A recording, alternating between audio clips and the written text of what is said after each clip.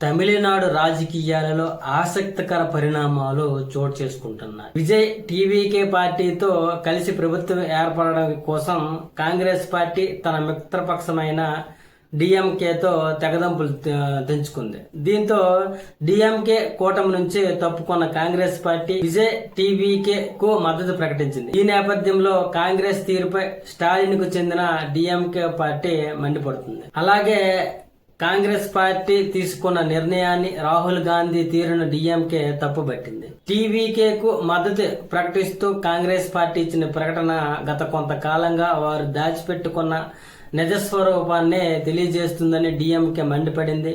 అలాగే కాంగ్రెస్ పార్టీ క్లిష్ట పరిస్థితుల్లోనూ సంక్షోభంలో ఉన్న ప్రతిసారి మిత్రపక్షంగా వారి పక్కనే నిలబడ్డామని తెలిపింది. అందుకు తాము భారీ మూల్యాన్ని చెల్లించుకున్నామని, అయితే దానిని తాము పెద్ద మనసుతో స్వీకరిస్తున్నామని కూడా తెలియజేశారు.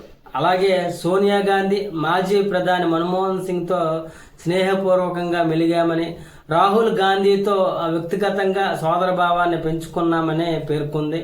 రాహుల్ గాంధీ కూడా అనేక సార్లు రాజకీయ నేతలతో స్టాలిన్ ను మాత్రమే తాను బ్రదర్ అని పిలుస్తానని చెప్పినట్లు డిఎంకే గుర్తు చేసుకుంది. మొత్తానికి డిఎంకేతో సంబంధాలు తెగిపోయాయని కాంగ్రెస్ చెబుతుందని వార్తల్లో చూసినప్పుడు తమకు అది ఆశ్చర్యం కలిగించిందనేది డిఎంకే పేర్కొనడం అనేది ఇక్కడ గమనార్హం. అలాగే పొత్తుతో కూటమిగా పోటీ చేసి కూటమి కార్యకర్తల కృషితో గెలిచిన తర్వాత సిగ్గు లేకుండా తమ 5 ఎమ్మెల్యేలను విపక్ష క్యాంపుల్లోకి చేర్చిందని కాంగ్రెస్ తీరుపై మండిపడింది. ఈ నిర్ణయానికి కాంగ్రెస్ పార్టీ సిద్ధాంతపరమైన ముసుగు తొడుగు సమర్థించుకోవడానికి ప్రయత్నిస్తుందని, కానీ స్వార్థపూరిత అవకాశవాదిగా ఇలాంటి ముసుగుతో కప్పి పెట్టాలని చూడడం అనేది ఇక్కడ నవ్వు తెప్పిస్తుందని సెటర్లు వేశారు డిఎంకే నాయకులు.